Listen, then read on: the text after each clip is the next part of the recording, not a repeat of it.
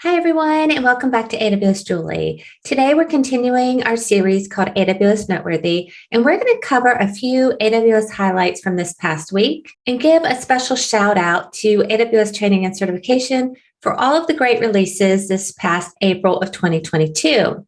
Please remember too. So, for this episode, I want to start out and again give a shout out to the AWS Training and Certification Organization. Every month, they are launching new courses, new blogs, new practice exam questions, and the team is really coming together. I think we're really ramping up to provide better content and also more content covering all of the different AWS services, features, tools, certifications, and so on. And I'll add a link for the AWS Training and Certification blog that covers the highlighted courses and training for the month of April. And I also wanted to take the opportunity while we're highlighting the AWS Training and Certification training offerings that we've added. Remember last week I talked about my new course assignment for the AWS Certified Advanced Networking Specialty Certification. And that certification is currently in beta, but the new version is going to be released in July of 2022. So that's coming up pretty quickly. And if y'all don't mind, I'd like to take a few minutes and highlight some frustration and some deep diving that I've had to do with one of the AWS Leadership Principles, disagree and commit.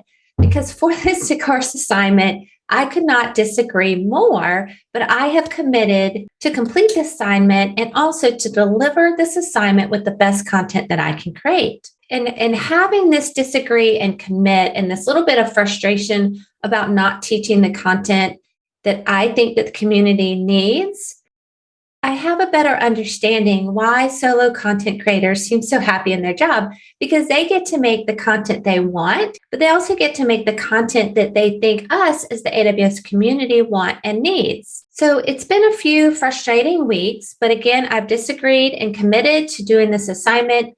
And I'm actually learning, which, is a little bit annoying because it's not what I want to do, but I am taking a deep dive into the exam guide for this certification. And I am getting a better understanding. Well, I believe I'm getting a better understanding from the exam guide on the content that is covered in the certification exam. And I'm really curious to know, do y'all use exam guides for your certification training or your certification prep? Because in the past, I'll be completely honest, I don't really use them. I might overview them, read them quickly, or cover the domain highlights, but I've never really taken the time to dive deep and really understand going domain to domain, what is going to be supposedly covered in the certification exams. That's sort of not true, because back in 2019, when I was at Linux Academy and A Cloud Guru had just purchased Linux Academy, I received the assignment to create the AWS Certified Solutions Architect Associate Certification course for the Linux Academy side for the platform. And we actually, that first assignment had many different syllabuses that we ended up with. I think it was 6 total. But the first one was to teach the course by domain. And I don't know if y'all have ever really thought about teaching the courses by domains for these certifications, but it's really hard. I like to teach starting with the foundations, right? And then you build as you go. So you get more in depth and you actually connect and see how the different services talk to each other, where they sit, and when you need them. There's sort of an order, at least when I'm building, that I follow. And I think for everyone, that order is slightly different. Like, think about how you build out a VPC.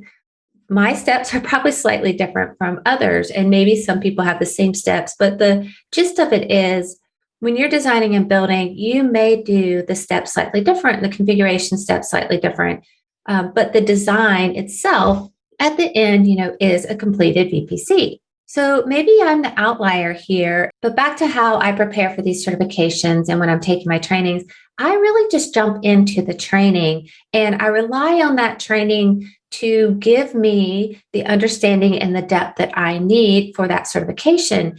And my training process is probably different for everyone, just like everyone builds slightly different.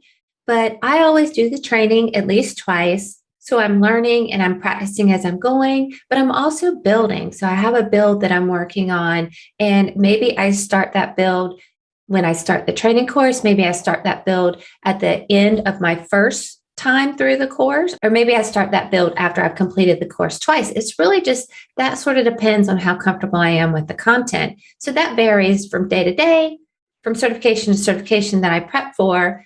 But that's the process that I found. And then I review and then I start testing, right? To prepare and understand and get my reading comprehensions, my keywords identified. So it's a whole process, but I've never really included these exam guides in that process, except for that one time when I was creating the CSA certification course for Linux Academy. So I'm really interested to see if you use these exam guides and are they useful. Anyways, it's been frustrating, but I'm also learning and diving deep. And I am trying a new teaching style, which is always great for your depth and your growth. So I am, even though I started out this assignment very frustrated and a bit angry because I didn't think that we were going to really deliver something that was useful to the AWS community, I now have a different opinion of that. And I think that the end product is going to be slightly different than anything I've ever created. But I do think that it's going to be useful and that you are going to get some value of it. And it will help you prepare for the AWS Advanced Certified Networking Specialty certification.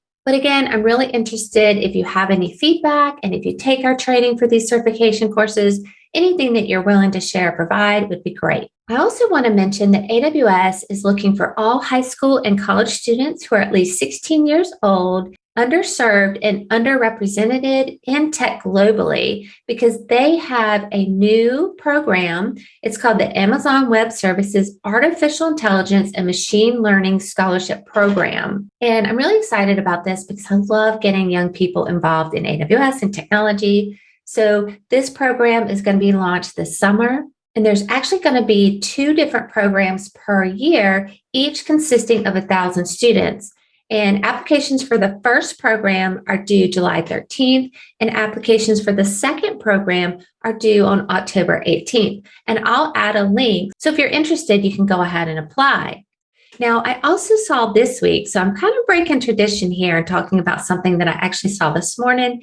AWS Restart, that program, which I've mentioned, and it's in the AWS Training and Resources doc that I provide and I've been updating. But it is launching this program in 3 new cities. So I'll add a link if you want to check that out as well.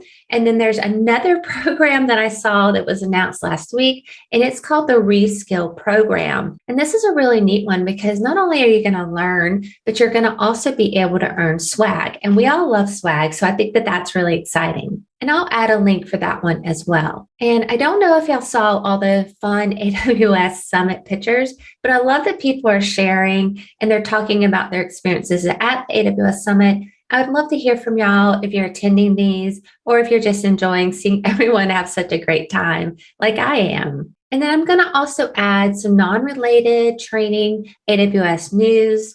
So we'll cover things like events, blogs from solutions architects, new launches, features, and so on. And I'll add that in our AWS Noteworthy doc. So if you want to check those out, and there will be links too if you want to take a deeper dive. And that wraps up another AWS Noteworthy episode. Thanks so much for stopping by, and I hope to see y'all again real soon.